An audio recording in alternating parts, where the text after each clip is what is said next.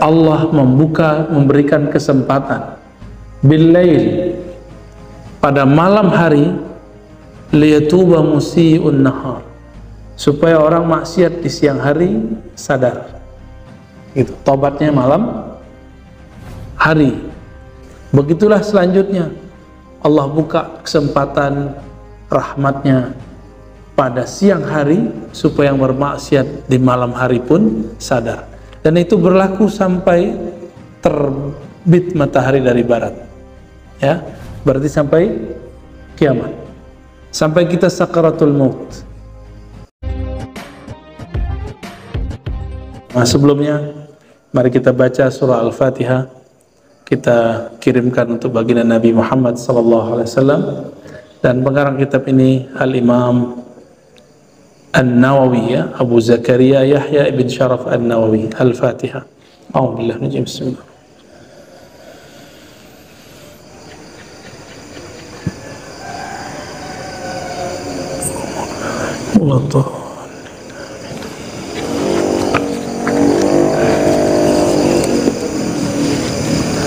Abu Musa al-Ash'ari, ini jidnya Imam Abul Hasan Ash'ari, ya, yang disebut Imam Aqidah. Ini kakek buyutnya. Dari Nabi SAW bersabda. Nah, Nabi pernah menjelaskan apakah mesti siang, mesti malam, tidak. Inna Allah Ta'ala yabsutu yadahu bil-laili liyatuba musii'un nahar.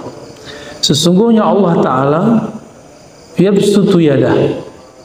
Secara harfiah, yabsutu yadah artinya membuka lebar-lebar tangannya.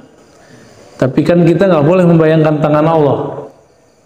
Maka cukup diartikan Allah memberikan kesempatan bil-lail, pada malam hari, liyatuba musii'un nahar, supaya orang maksiat di siang hari sadar. Gitu, tobatnya malam hari. Wa yabsutu yadahu bin nahar yatuba bisi'un laili hatta tatlu'a asy-syams min maghribiha. Begitulah selanjutnya, Allah buka kesempatan rahmatnya pada siang hari supaya yang bermaksiat di malam hari pun sadar. Dan itu berlaku sampai terbit matahari dari barat. Ya, berarti sampai kiamat. Sampai kita sakaratul maut. Man taba qabla an tatlu'a asy-syams min maghribiha taballahu alaihi. Ya, selama belum sakaratul maut, ya, belum terbit matahari dari barat, maka Allah terima taubat. Disebutkan di hadis berikutnya, innallaha yaqbalu taubatal 'abdi ma lam yugharrir. Allah terima taubat hamba selama belum sampai nyawanya di yugharrir. Yugharrir itu orang yang ngos-ngosan karena sakaratul maut. Baru kemudian masuk ke hadis yang panjang, ya, Zur bin Hubeish. Tapi ini nggak usah kita baca. Nah, ini masuk ke kisah yang sudah biasa kita dengar. Ada satu kisah yang sudah biasa kita dengar mengenai orang yang membunuh 79 orang, lalu kemudian dia datang kepada orang soleh. Ini kita bacakan hadisnya. Mungkin selama ini dengar dari ustadz, sekarang ini loh hadisnya, ya. Ini ada dalam Sahih Bukhari dan Muslim, kalau di kitab Riyadhus Shalihin hadis nomor 20. An Abi Sa'ad bin Malik bin Sinan Al-Khudri, dari sahabat Nabi Abu Sa'id Al-Khudri, anna Nabi Allah sallallahu alaihi wasallam, Nabi Allah sallallahu alaihi wasallam bersabda, ya, kana fi man kana min qablakum rajulun qatala 99 nafsan. Dulu, ini Nabi cerita masa lalu.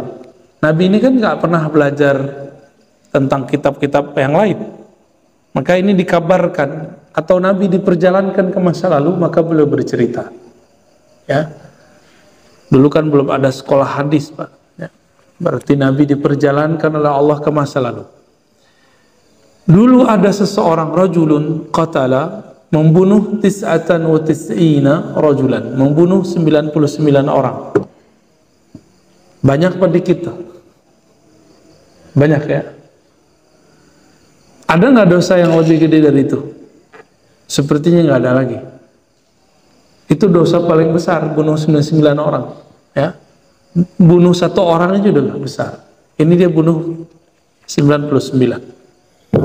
Fasa'ala an a'la min ahli al-ardi fadalla ala rahibin. Lalu dia bertanya kepada orang tempatan, adakah rahib, adakah pendeta, adakah ulama yang bisa menunjukkan jalannya untuk tobat? Fadalla ala rahibin. Lalu ada yang menunjukkan kepada dia mengenai seorang rahib. Nah, rahib ini orang yang tidak menikah, setiap hari puasa, makannya juga sangat sederhana. Ini disebut rahib. Jadi nggak ada apa-apanya Ustadz, imam masjid itu nggak ada apa-apanya, ya. Muazin nggak ada apa-apanya. Pengajar-pengajar, kiai-kiai kita banyak bininya. Ya. Ini nggak ada bininya nih. Ya, rahib ini la yatazawwaj, tidak pernah menikah. Fa'atahu, lalu dia datang kepada si rahib, lalu mengatakan, innahu qatala tis'atan wa tis'ina nafsa, fa'allahu min taubah. Jadi ada yang nunjukin kepada dia, wahai tuan rahib, wahai pendeta, wahai orang suci, kira-kira begitu. Ini orang datang mau bertobat. Apakah masih ada kesempatan bertobat? Faqala la, kata si rahib, tidak. Berarti si rahib ini udah jadi panitia surga ya. Coba lihat. Jadi di riwayat lain itu si rahib ini mengatakan, 99 orang gitu. Jadi ternyata dalam kitab Taurat lama itu disebutkan, dan itu tertulis lagi di surah Al-Maidah, siapa yang membunuh seseorang maka khalidan mukhalladan, kekal abadi di dalam neraka. Ada teksnya ya.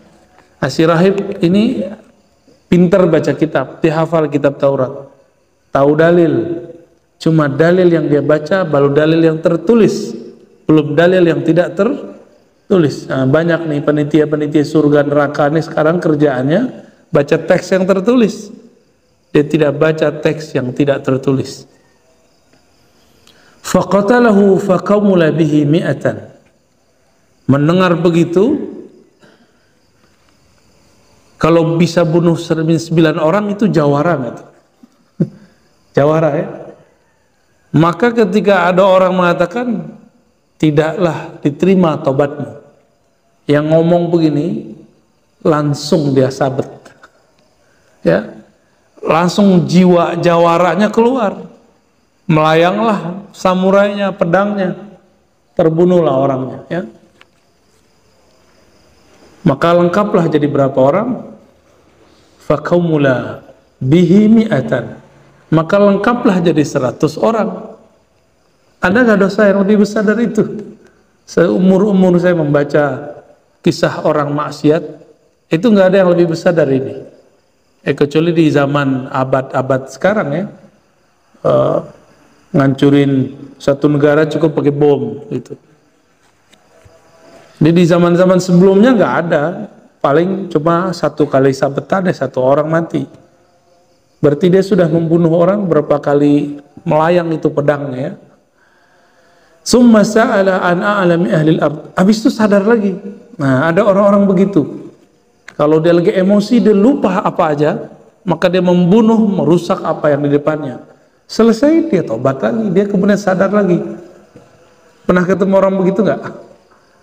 Saya ketemu ada orang suka maling barang-barang mahasiswa, mulai handphone, duit, fulus, apa semuanya. Tapi kalau sudah habis, dia sadar lagi. Ada yang begitu. Ada yang sadarnya kalau udah ketahuan. Ada yang sadarnya kalau jam-jam sholat. Iya. Padahal orangnya soleh, bajunya pakai koko tiap hari, ya. Dia tidak pernah celananya itu di bawah mata kaki tiap hari, pakai sarung, jenggotnya masya Allah, kalah jenggot saya. Kalau jam sholat masuk, dia jadi imam saya. Pertanyaan dia apa waktu itu? Saya ini orang kotor Ar-Razi. Saya ini banyak maksiat. Saya mikir, dari mana maksiatnya dia? Jadi inilah kalau lagi sadar, pas jam-jam sholat. Jam sholat dia ingat Allah. Kita nggak ngeh maksud dia apa. Oh ternyata setelah hampir setahun bergaul dengan dia, itu handphone mahasiswa sekitar situ dia ngambil itu. Tapi dia sadar kalau ini nggak benar. Dia nggak tahan aja ngelihat itu. Maka dia bertanya, apakah ini salah bapakku? Bapakku orang jahat, preman di satu tempat. Saya nggak nyambung-nyambung, nggak ada urusannya. Mau bapakmu jahat, kalau kamu pengen jahat, kamu yang jahat. Sotoy, sok tahu. Ternyata ketahuan, itu digebukin, Mbak, kawan saya itu. Dan saya dituduh juga ikut konspirasi. Ikut konspirasi, bantu dia maling. Kenapa? Karena dulu ada handphone teman-teman kita, mirip dengan handphone yang saya punya. Saya belinya dari dia. Itulah ya. Jadi ternyata nggak ketahuan maksiat yang begitu dengan penampilan. Jadi jangan tertipu dengan penampilan. Belum tentu di depan orang soleh, di belakang belum tentu soleh. Dan semua orang mengalami hal itu. Ketika selesai maksiat sadar, bertanya lagi. Fasala an a'lami ahli al-ard. Lalu dia bertanya lagi mengenai, adakah orang yang paling mengerti, paling kenal Allah di muka bumi? Fadalla alaih, ya. Lalu ada yang menunjukkan kepadanya. Dibawalah kepada seorang ulama di pelosok, nggak terkenal, tapi hatinya lembut. Ketika dibawa kepada orang itu, dilaporkan bahwa orang ini, si pemaksiat ini sudah bunuh 100 orang. Yang terakhir ahli agama yang dia bunuh. Afahal lahu min taubah? Apakah masih ada kesempatan dia bertobat? Faqala na'am. Ini mengagetkan. Tiba-tiba ulama yang ini dia bukan rahib. Dia menikah. Dia tidak menahan dirinya dari menikah. Dia orang biasa-biasa aja. Cuma orang kampung situ kalau tanya apa-apa ke dia. Apa jawaban orang ini? Naam. Masih ada. Fama yahulu bainahu wa bainat taubah. Wa man yahulu bainahu wa bainat taubah. Siapa yang menghalangi dia dari taubat? Justru diberi kesempatan oleh ulama yang ini, yang tidak disebut rahib.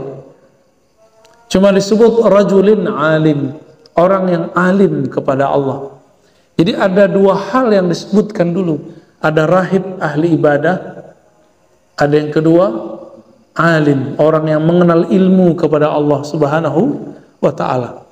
Jadi ternyata kalau ada orang ahli zikir, ahli ilmu, ahli zikir doang, itu beda. Ahli puasa, itu beda. Ini kita lihat tidak sedikit orang yang cuma menjaga sholat 5 waktu udah merasa lebih suci daripada orang yang tidak sholat 5 waktu. Padahal sholat dia nggak khusyuk-khusyuk amat, ya. Khusyuk nggak bahas sholatnya tadi? Kira-kira dijamin nggak itu, diterima nggak sholat barusan itu? Saya nggak yakin, ya. Saya nggak yakin sholat kita yang barusan itu diterima Allah. Karena saya jamin dari awal takbir sampai assalamualaikum pikirannya pasti sempat beberapa kali blank karena baru bangun tidur. Kalau siang hari bukan blank, malah kepikiran kerjaan. Kita ini kan lucu. Kalau kerja nggak bawa-bawa Allah, tapi kalau lagi sholat bawa-bawa kerjaan. Ya, ini perbedaan kita. Lagi ada masalah di rumah pakai sholat, kepikiran. Nah, orang ini orang alim, dia mengerti. Yang punya dosa bukan orang itu doang. Saya juga punya dosa. Lalu siapa yang menghalangi dia dan saya kepada Allah Subhanahu wa ta'ala? Kira-kira begitu kata orang alim ini. Namun beliau kasih syarat. intalik ila ardi kaza wa kaza fa inna biha unasan ya'buduna Allah ta'ala fa'budillahi ma'ahum wa la tarji' ila ardika fa innaha ardu su'in. Nabi kasih bukan kabar ya, bahwa orang ini memberi syarat. Jika engkau tobat, ada satu syaratnya. Intalik. Intalik itu bahasa Arab artinya ukhruj, intaqil. Keluarlah, pindahlah kamu dari kampung yang kamu rusak di situ ke kampung yang seberang sana. Fa inna fihim unasan ya'buduna Allah. Di sana, di negeri sana, ada orang-orang baik yang mereka tidak menyekutukan Allah, tidak membunuh, tidak berzina, tidak segala macam. Akhirnya dia lakukan itu. Nah, ini kemudian menjadi tips kalau mau tobat. Kalau mau tobat, tinggalkan komunitas. Mungkin komunitas itu bukan menjadi penyebab kita berbuat buruk. Kitalah menjadi penyebab mereka melakukan keburukan. Menganggap misalnya kita hijrah nih, tobat. Jangan menganggap kita ini dirusak oleh komunitas itu. Tapi berkeyakinanlah bahwa jangan-jangan kitalah penyebab mereka rusak. Kenapa? Al-Imam Al-Qushairi menyebutkan, orang-orang yang meyakini dia dirusak oleh suatu komunitas, satu tempat, itu orang sombong. Lalu dia mengatakan, saya ingin menjauh dari orang-orang rusak. Ini orang-orang sombong ini. Ya. Yang benar gimana? Saya mau mengurangi kerusakan yang ada di sana. Sayalah penyebab mereka rusak. Maka supaya mereka tidak tambah rusak, aku menjauhkan diri dari mereka. Nah, itu yang benar kalau disebut hijrahnya ya.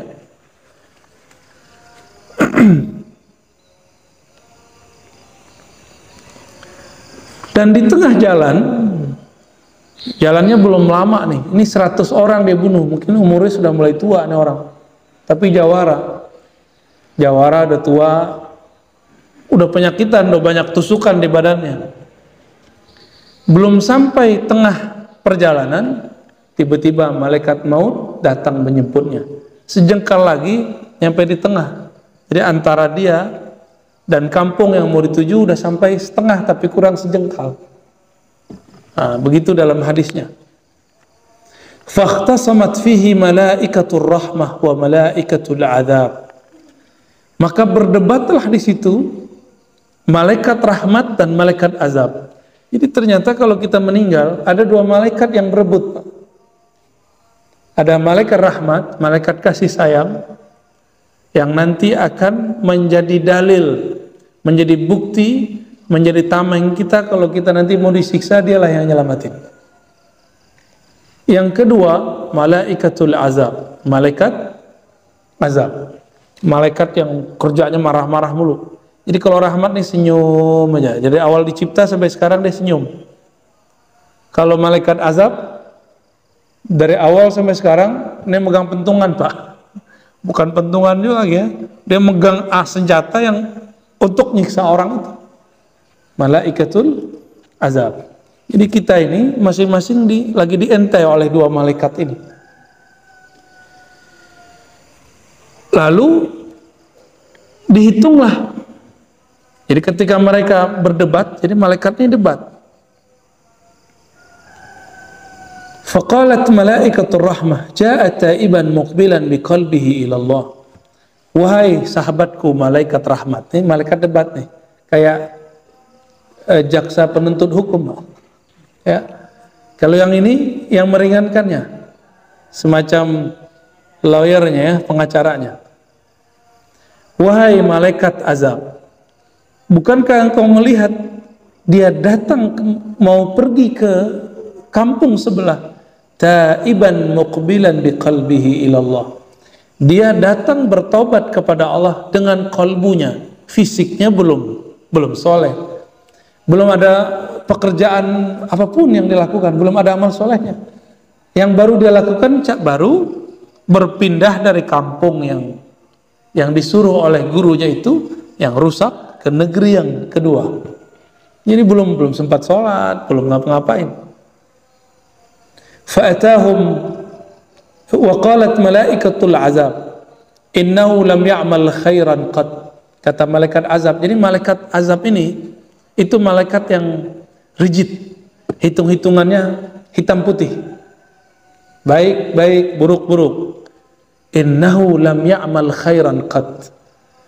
Orang ini belum pernah berbuat baik sama sekali, kata si malaikat azab. Jadi malaikat ini ngotot-ngototan juga, Pak. Kita kalau dengar berisik juga tuh malaikat ya. Fa'atahum malakun fi suratin adami faja'aluhu bainahum ay hakaman. Ini menarik nih. Ternyata malaikat ini terlihat oleh manusia. Jadi dulu di zaman-zaman dulu Allah izinkan dulu malaikat-malaikat itu unjuk gigi depan makhluk. Bahkan lebih dahsyat lagi, Allah kirim manusia sebenarnya dia malaikat. Fa'atahum malakun fi suratin adami. Lalu orang berdua ini, malaikat berdua ini dilerai oleh seorang manusia. Bayangin coba. Tapi sebenarnya dia malaikat. Jadi mungkin saja setiap hari kita jalan, Pak, hati-hati kalau jalan ya, berangkat kerja, pulang, pergi. Siapa tahu orang-orang yang kita temui itu bukan manusia, tapi itu malaikat yang Allah serupakan dengan manusia. Itu bisa terjadi. Bahkan mungkin dengan mirip dengan seseorang. Itu sangat mungkin terjadi. Ini dalilnya. Dan ini dalil Sahih Bukhari dan Muslim, menunjukkan bahwa Allah jika berkehendak maka Allah izinkan malaikat menyerupai manusia. Dan manusia yang sebenarnya malaikat itu ingin melerai dua malaikat yang sedang berdebat. Faqala qisu ma bainal aradain fa innahu ayyatuhuma kana adna fa huwa lahu faqasu fawajaduhu adna ila al-ardi allati arada faqabadathu malaikatur rahmah. Apa kata orang ini? Jadi hatta malaikat kalau debat butuh pelerai orang ketiga. Apalagi manusia. Jadi suami istri kalau tengkar itu butuh orang ketiga, Pak. Orang ketiga ini bukan yang ngompor-ngomporin, yang netral, yang menginginkan kebaikan. Apalagi tetangga sama tetangga tengkar, teman sama teman, kelompok sama kelompok, mazhab dengan mazhab. Itu perlu ada orang ketiga yang tidak perlu dengan satu atau duanya, tapi menginginkan kebaikan untuk mereka. Apa kata orang ini? Qisu. Hitunglah antara jarak dia berangkat dengan dia mau sampai. Deketan mana? Ke kampungnya atau ke negeri seberang? Sebenarnya kurang ya. Kurang satu jengkal. Tapi bumi kan milik Allah. Allah memandang ke kalbu manusia. Innallaha yanzuru ila qulubikum. Allah memandang ke dalam kalbu. Di kalbu orang ini dia sudah dekat kepada Allah. Di kalbu orang ini rahmat sudah masuk ke dalam dirinya. Maka Allah lipatlah bumi, dipanjangkanlah sejengkal, dia dekat ke kampung yang dia mau tuju. Apa kata malaikat rahmat? Tuh kan, ini milik saya. Maka dibawalah oleh malaikat rahmat, maghfuran. Dia dibawa dan diampuni oleh Allah Subhanahu wa ta'ala. Jadi jika ada orang bunuh 100 orang, yang terakhirnya ulama yang dia bunuh masih bisa diampuni, masa cuma dosa-dosa kecil nggak bisa diampuni? Ya. Jadi yang paling penting dalam pelajaran hadis ini apa? Ternyata taubat itu urusan kolbu. Karena dalam teks tadi disebutkan, wahai malaikat azab, kata malaikat rahmat, innahu, sesungguhnya orang ini, pemaksiat ini, ja'a taiban biqalbihi ilallah. Orang ini dengan kalbunya datang kepada Allah. Allah itu lebih dekat daripada diri kita sendiri. Ya, aqrabu ilaina min hablil warid, lebih dekat bahkan dari urat nadi kita sendiri. Berarti Allah bukan di sini juga. Ya, lebih dekat dari itu. Nah, kenapa orang tadi, si rahib yang pertama, dia mengatakan tidak ada tobat bagimu? Karena orang ini merasa bahwa amal-amal yang soleh itu bergantung amal zahir. Sedangkan yang kedua mengatakan, tidak ada yang menghalangi kamu dari tobat. Itu urusan qalbu. Nah, jadi ke depan kita kalau melihat ada orang maksiat, ada orang ya tidak benar, nggak boleh berprasangka. Siapa tahu sesaat setelah kita melihat dia menjadi orang yang taat.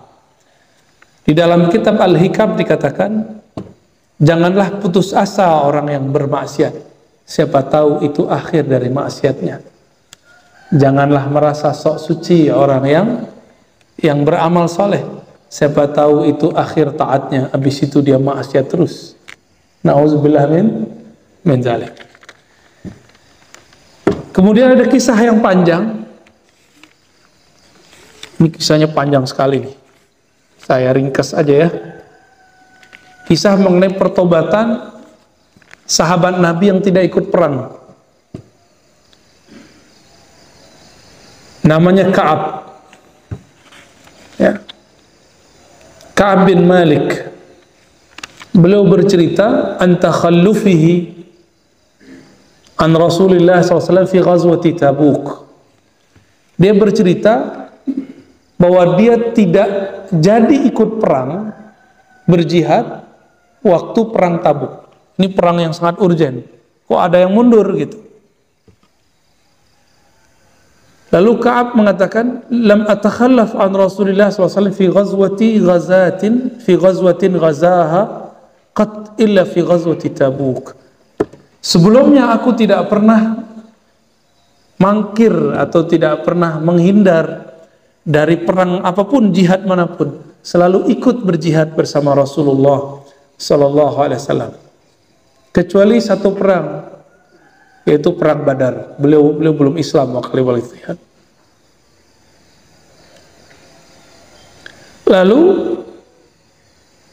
beliau mengatakan bahwa di saat mau berangkat itu dia kepikiran anak istrinya. Maka dia minta izin kepada Rasulullah. Wahai Rasulullah, izinkan aku sejenak pulang melihat rumahku. Rindu pulang kampung. Maka pulanglah dia sebentar. Pas nyampe di rumah, maklum, semua istri kan maunya suaminya di rumah, benar nggak? Ya, di rumah aja mas, gitu ya. Itu normal, manusiawi, itu dari dulu sudah begitu. Ya, nggak nyaman kalau suaminya kelayapan kemana-mana, hatta walaupun hal-hal yang baik. Tapi beberapa keluarga saya juga heran, suaminya nongkrong di kafe nggak apa-apa. Tapi kalau suaminya pengajian baru apa-apa. Ini udah ketemu nih beberapa orang nih. Ada juga yang artis, ada juga yang mantan artis. Ada mantan artis. Ada juga orang-orang biasa. Kalau nongkrong, minum-minum, gak apa-apa sama bininya. Ya, bahkan nyabu dibiarin sama bininya. Tapi pas pengajian, nggak tahu dalam pikiran istrinya apa. Saya nggak ngerti kan, nggak pernah jadi istri kita kan. Tanya aja ke ibu-ibu itu ya. Akhirnya beliau nggak tahan melihat anak istrinya ditinggal. Mulai terbayang menakuti dirinya. Ntar kalau saya mati anak istri saya gimana? Istriku jadi janda, anak-anakku menjadi yatim piatu atau yatim. Maka dia mager. Tahu mager ya? Malas gerak, udah di rumah aja. Orang udah perang, berjihad, ternyata menang. Pulang-pulang Nabi SAW bawa harta rampasan perang. Biar perang itu gede. Maka dihalalkan di zaman Nabi Muhammad SAW, kalau perang menang bawa harta rampasan perang. Itu sebabnya para sahabat tuh sering mengalami pacaklik, sering mengalami kemiskinan. Kenapa? Biaya perang gede, gede sekali biaya perang itu. Sampai sekarang begitu. Amerika angkat kaki dari Irak, dari Suriah, karena hasilnya nggak ada. Suriah masih ada aja. Aljazair tumbang langsung. Apalagi negara yang hancur, Irak hancur langsung. Suriah sampai sekarang masih tahan. Isu Sunni Syiah ternyata nggak laku. Kenapa? Di sana mereka nggak memperdebatkan itu. Ternyata itu isu dibawa dari luar. Untuk menghancurkan umat Islam nggak perlu pakai bom. Adu aja Sunni sama Syiah. Padahal yang disebut Syiah bukan Syiah, masih Ahlus Sunnah. Cuma karena beda faham, beda satu maulid, satu nggak maulid. Itu aja beda-beda tipis aja tuh. Lalu dibuatlah data-data palsu. Oh, perang beneran.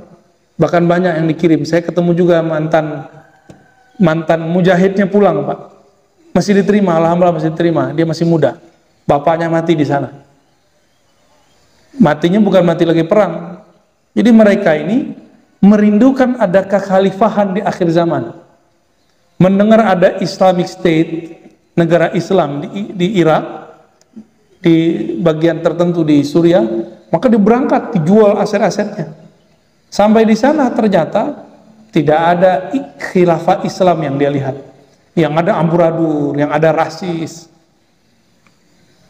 Satu kali ada yang sakit di rumahnya itu, neneknya dibawa. Semua keluarga dibawa, berharap negara Islam membawa rahmat. Ternyata negara Indonesia ini sangat Islami. Cuma sarungan, ya, itu aja bedanya. Islami tapi pakai koplok, pakai kopiah hitam gitu, pakai kopiah biasa. Islaminya ya beginilah Islami kita. Menurut dia negeri ini tadinya nggak Islami, ternyata pulang dari sana dia merasa negeri ini sangat Islami. Jadi lagi sakit, salah satu keluarga, ayahnya keluar cari obat, sampai di luar ditembak, tidak tahu siapa yang nembak. Pulang-pulang cuma namanya. Jadi udah sehari nggak balik-balik, keluarlah anaknya, ternyata bapaknya terkapar nggak jauh dari situ, udah mati. Nauzubillah min dzalik.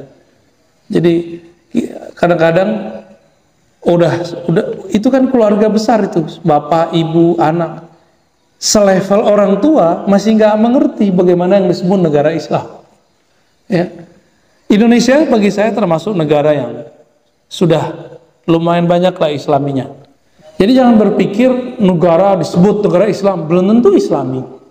Negara Islam itu bukan nama.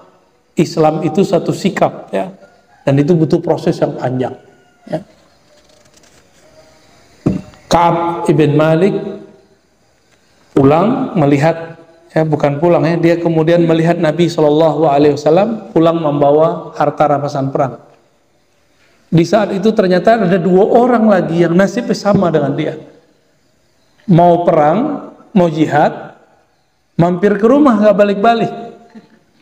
Ini ada dua orang lagi, berarti dia berapa? Dia bertiga. Lalu ada 50-an orang yang tidak pernah ikut penataan perang, tapi datang bersama mereka bertiga, berarti sekitar 53-an. Ini perkiraan angka-angka kita berdasarkan hadis ini.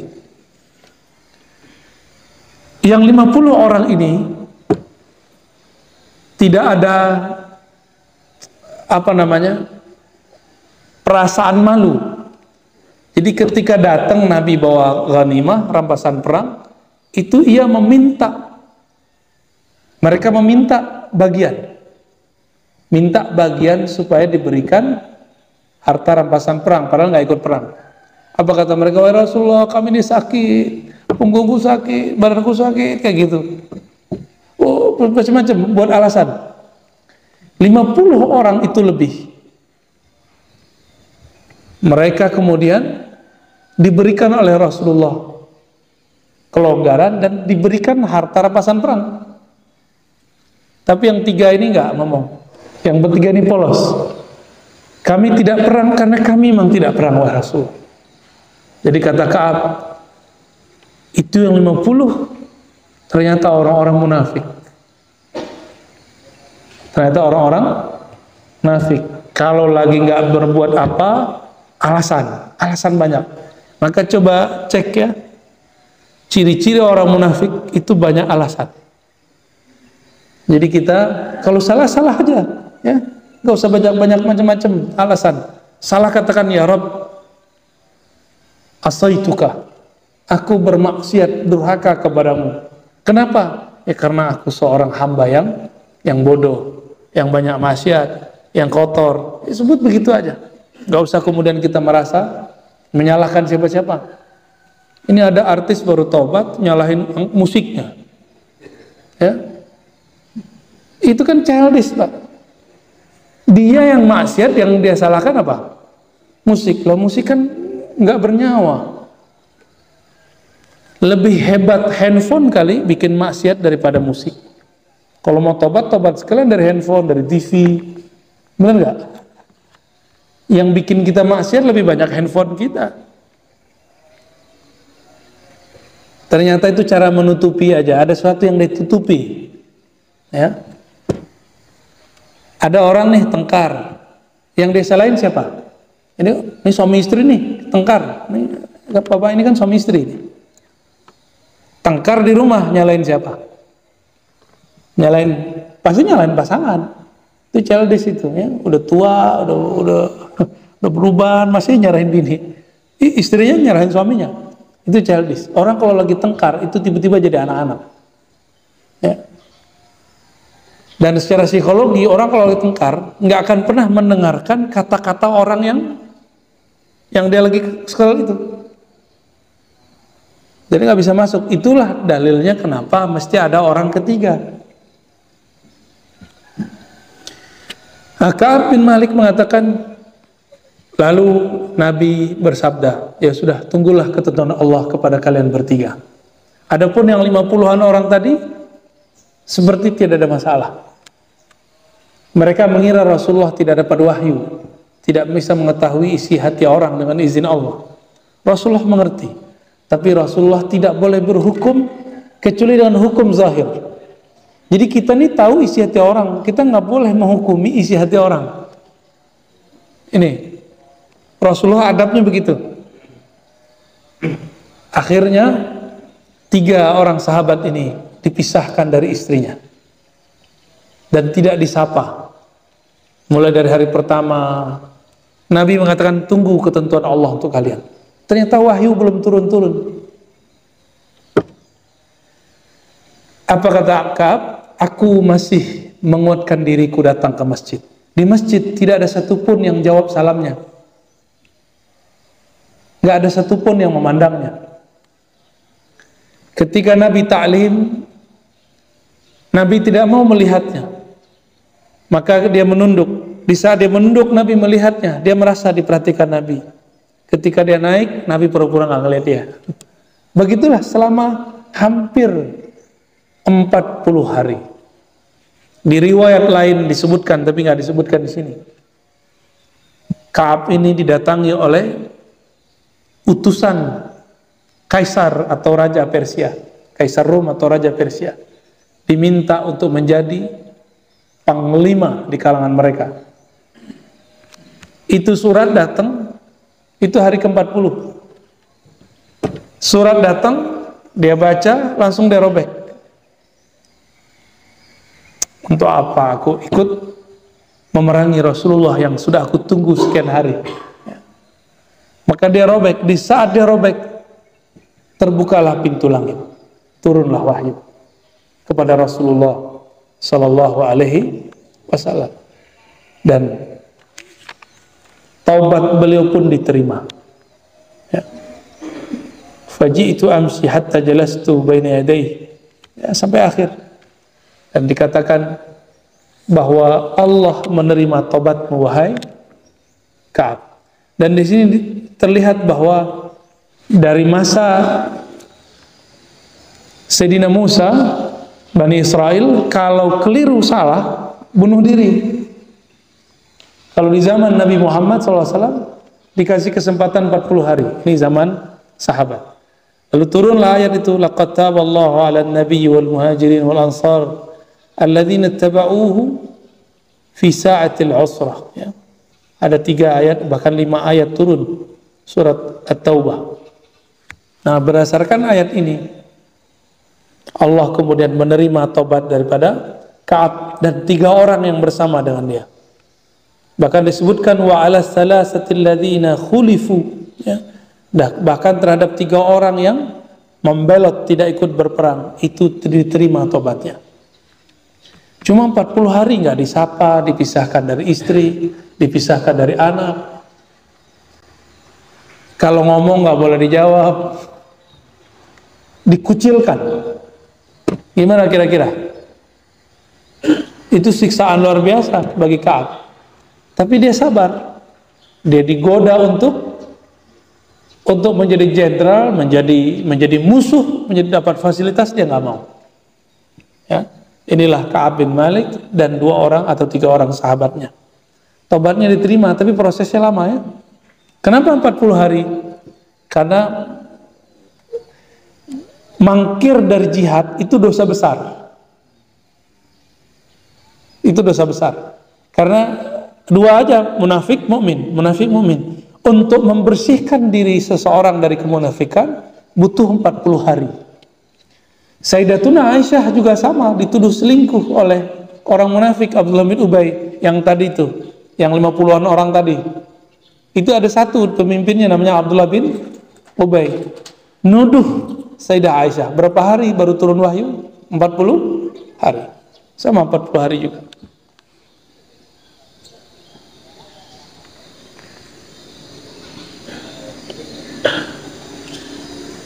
Dan dikatakan "Lau anna libni Adam wadiyan min zahabin ahabba ayyakuna lahu wadiyani wa lam yamla' fahu illa turab wa yatubu Allahu ala man ta'a."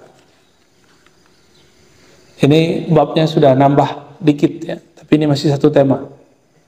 Ini dosa batin, dosa tamak. Tidaklah manusia mempunyai emas 2 gunung atau dua wadi. Wadi itu artinya lembah. Kecuali dia pengen nambah lagi. Makanya Bapak coba rasakan dulu pengen punya rumah. Dapat rumah, pengen nambah lagi. Ngerasa rumah sempit. Punya mobil. Dulu sebelum punya mobil paling punya motor. Habis punya motor, anak nambah. Ya Allah, kalau udah begini gak muat nih. Gitu gak? Habis punya mobil, pengen ganti mobil. Habis ganti mobil, pengen ganti mobil. Oh, udah begitulah sampai nanti. Tapi apa kata Nabi? Wala yamla fahu ila turab. Mereka tidak akan puas sampai nanti puasnya dengan tanah. Maksudnya mati. Wa yatubullahu ala man taba. Allah terima tobat orang yang bertobat. Ini maksudnya tobat dari dosa tamak. Jadi ada dosa yang zahir, ada dosa yang batin. Ini dosa dari tamak. Pernah tobat nggak dari tamak? Kita ini tamak semua Pak, jujur aja ya. Coba kita kalah loh sama kucing, mohon maaf sama anjing. Itu si guguk, kalau sudah kenyang, dia bawa nggak makanannya ke kandangnya? Nggak pernah. Nggak pernah si guguk itu bawa nyimpen makanan untuk besok tuh nggak pernah. Kalau kita nyimpen di kulkas, ya, bener nggak? Wah itu masih biasa. Kita nih nyimpen dalam ATM. Lebih dahsyat tamak kita ini. Oh Ustaz, ini bukan untuk tamak, ini untuk persiapan masa depan. Ya itu ngeles aja. Begitulah terus, nggak akan puas. Kalau saya punya 100 juta nih, saya bantu nih tetangga nih. Saya bantu nih orang-orang di sekitar nih. Dulu pas sudah ada 100 juta, bantu nggak? Berbagi nggak? Malah tambah pelit. Ya. Itu banyak Pak orang-orang yang butuh sekitar kita. Berbagilah, ya. Jangan numpuk-numpuk terus. Rezeki kita bukan yang kita tabung, rezeki kita makan. Rezeki kita yang kita beri ke orang. Jadi kita kalau memberi ke orang itu rezeki kita di akhirat. Jadi sebanyak apa kita memberi untuk orang lain, sebanyak itulah rezeki kita nanti di akhirat dikalikan oleh Allah Subhanahu wa taala. Coba biasakan tiap hari memberi, ngasih, sampai jadi watak. Nah, orang-orang beginilah yang akan dipanggil nanti di depan pintu sorga. Pintu sorga itu gede sekali, itu ada 8 pintu. Dan di situ ada malaikat bacain nama. Pak RT, nggak kesebut Pak, paling namanya disebut. Pak Fahmi, nama jasadnya. Ada nama ruhani yang juga dipanggil. Di kloter pertama itu dipanggil orang yang mengenal dirinya. Dan dia tahu nama dirinya di hadapan Allah. Di Asmaul Husna ada namanya. Nama yang mana dia punya? Itu yang dipanggil oleh Allah. Kalau dia ahli sedekah dipanggil dari pintu sedekah. Tetap dipanggil dengan namanya. Jika dia ahli sholat dipanggil dengan sholat. Tapi saya yakin ini sholat kita nih gak pantas itu dipanggil nih. Ya, sholatnya gak khusyuk soalnya. Ya. Yang khusyuk itu Sayyidina Abu Bakar As-Siddiq. Dia paling tulus, sholatnya paling khusyuk. Semua hartanya diserahkan ke Nabi untuk perjuangan Nabi Sallallahu Alaihi Wasallam. Ada nggak orang begitu sekarang? Nggak ada. Kita ini kalau punya guru, punya syekh, punya kiai, kita bantu sebentar aja, kita udah ngerasa berjasa.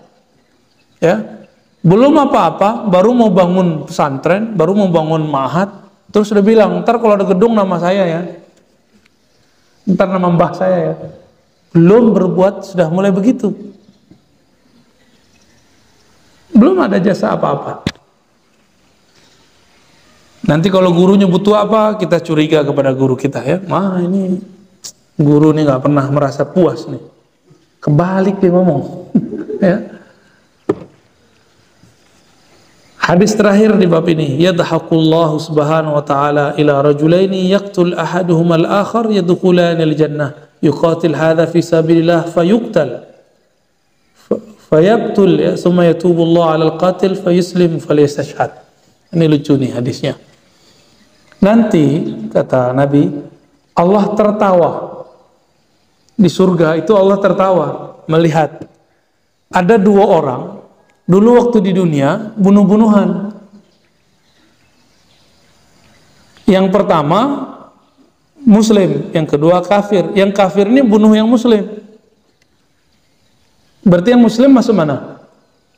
Masuk surga, jihad fisabilillah, syahid. Tapi waktu di surga dia jalan-jalan di surga, dia lihat yang bunuh dia ada di surga. Bingung nggak Pak?